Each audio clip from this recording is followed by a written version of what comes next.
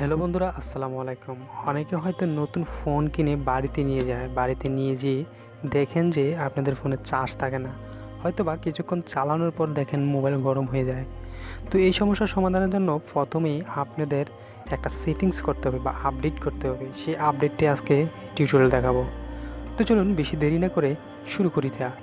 তো বন্ধুরা, শুরু করার আগে যারা আমার চ্যানেলে নতুন আছেন তারা অবশ্যই লাইক ও সাবস্ক্রাইব করে পাশে থাকবেন। তো চলুন ভিডিওটি শুরু করা যাক। তো বন্ধুরা, প্রথমে চলে যেতে হবে আপনাদের মোবাইলের সেটিংস অপশানে গিয়ে একটু স্ক্রল করে নিচের দিকে আসবেন। নিচের দিকে আসার পর দেখবেন লেখা আছে সিস্টেম আপডেটে ক্লিক করবেন। সিস্টেম আপডেটে ক্লিক করার পর দেখেন একটি লেখা আসবে, আমার আপনাদের জন্য লেখা আসবে যে আপডেট অ্যাপস, কারণ আমি এটাতে লেখা আসছে যে current version is the latest version, কারণ আমি এটা অলরেডি আপডেট দিয়ে দিয়েছি। তো আপনাদের সময় আসবে যে আপডেট অ্যাপস। তো এভাবে আপনাদের ফোন আপডেট দিতে পারবেন।